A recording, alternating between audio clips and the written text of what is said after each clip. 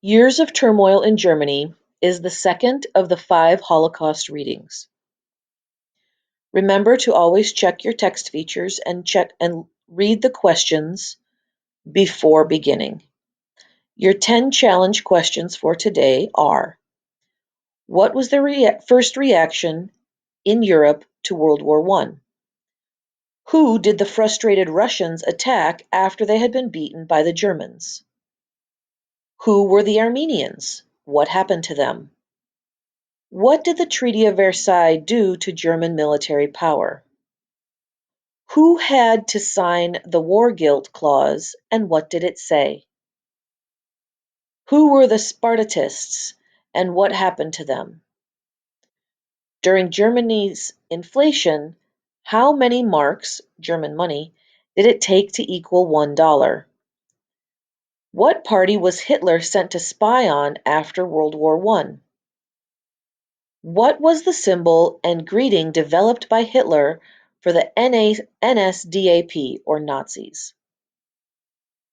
How could the essay be easily recognized? And remember, the points to consider are extra credit. So if you want a 3.5 or a 4 on this assignment, you need to complete the points to consider questions.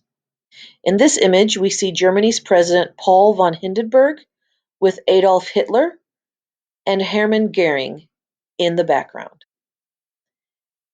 You'll note that I have already highlighted the important parts of this passage.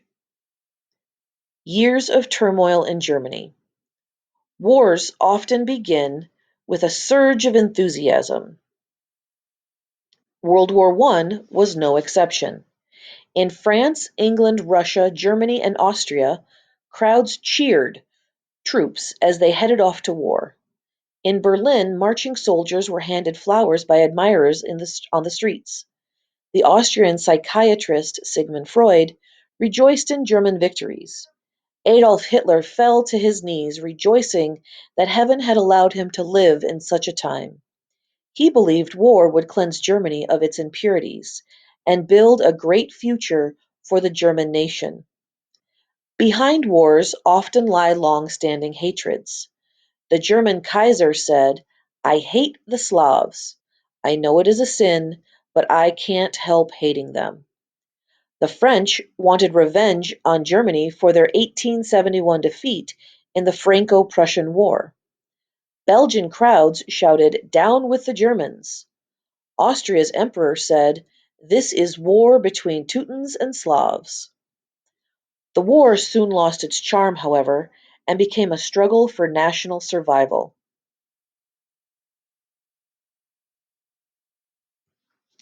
The Russians, badly beaten by the Germans, found an easier target and began driving Jews from small villages in the Pale. German troops, angered by Belgian resistance, began looting and killing Belgian civilians. POWs, or prisoners of war, held by troops angered by Belgian held by troops. Let me try that again.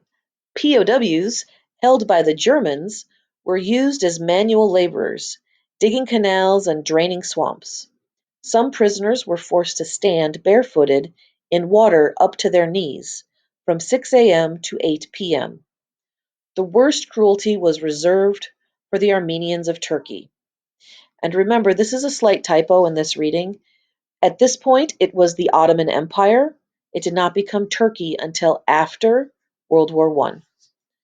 Conquered in 1515, the Armenians were Christians in a Muslim country, and they had no rights. After the Ottoman Empire, or Turkey, after the war, a German ally had been beaten back by the Russians. Their troops attacked the unarmed Armenians. The 100,000 Armenians in the Turkish army were shot by their officers, and Armenian leaders were arrested and hanged.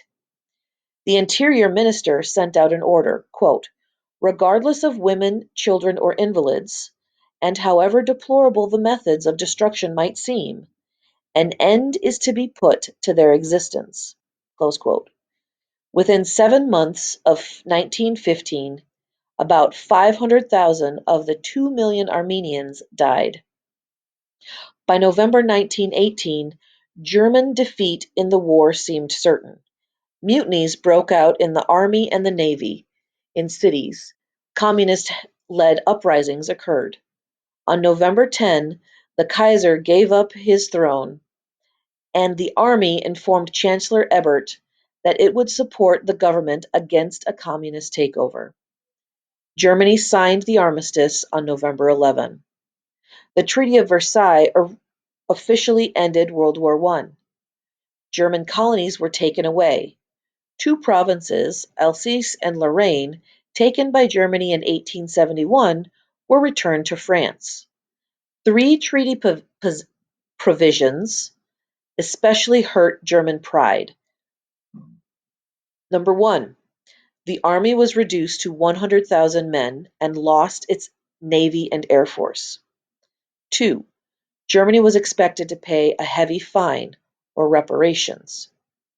Three, Germany was forced to sign the War Guilt Clause, admitting that the whole war was its fault. The Weimar Republic replaced Imperial Germany. It got off to a poor start. Violent groups fought for control. Leaders were murdered, uprisings or pushed had to be put down, and ranting politicians and street thugs kept the country in turmoil. Troops returning from the front quietly disappeared as civilians, so the army was of little help in keeping order. A communist left-wing group, the Spartatists, started a revolt in Berlin. They were attacked by the right-wing Freikorps, or Free Corps. The Spartatists' leaders were murdered. The Freikorps then went from town to town beating up communists. In 1920, the government ordered the army to bring the Freikorps under control, but the troops mutinied. The government left Berlin. Right-wingers led by Wolfgang Kapp took over the city, but a strike started by left-wingers allowed the government to take over again. During this time, the German economy suffered greatly from the instability of the loss of Alsace and Lorraine. German money dropped in value from 4,500 marks to $1 to 4.2 billion marks to the dollar. Money was worthless, and desperate Germans turned to the right or left-wingers for answers. In Saxony, the army crushed a left-wing revolt, and in Bavaria, it stopped the small right-wing Nazi Party, and the Nazi leaders were sent to prison. From 1924 to 1929, Germany's economy made a dramatic comeback. The middle parties, neither right or left-wing, took control of the Reichstag, the lower house of the German legislature, kind of like the Congress here in the United States. Radical groups lost popularity. Suddenly, the Great Depression changed all that. However, and in, let me try that sentence again. Suddenly, the Great Depression changed all that, however, and in a short time, high unemployment and renewed communist activity made many middle-class Germans look to Adolf Hitler's Nazis for help. Adolf Hitler, born in Austria in 1889. As a boy, Hitler hated anyone who tried to bring him under control, his father and his teachers included. He wrote that in his school days he met only one Jewish boy and had no opinion on Jews at the time. Hitler dropped out of school in 1915 and went to Vienna, where he painted postcards and read anti-Semitic or anti-Jewish books and racial theories about how natural superiority of Aryans and the animal features of subhumans, Slavs and Jews. He served in the German army in World War I, earning 2 Iron Cross medals for bravery. After he recovered, the army sent him to spy on a small right-wing group called the German Workers' Party, men without a program, leader, or money. He joined as member 55 and soon became member 7 of the executive committee. It was a group to his liking, one he could mold in his image. He changed the name to the NSDAP, usually called Nazis. He made the swastika the party symbol, and Heil or Hail the greeting. He organized a militia, the brown-shirted SS, and formed the brown-shirted SA and formed the SS, his loyal bodyguards. Their beer garden push in 1923 failed, and the leaders were put in prison. While there, Hitler wrote Mein Kampf, or My Struggle, blaming Jews and communists for Germany's troubles. No one knew how much suffering would come because of this man and his party. So now you can go back and make sure you have all of your highlighting done, and then you can respond to the challenge questions. Complete the points to consider for a 3.5 or a 4. Good luck.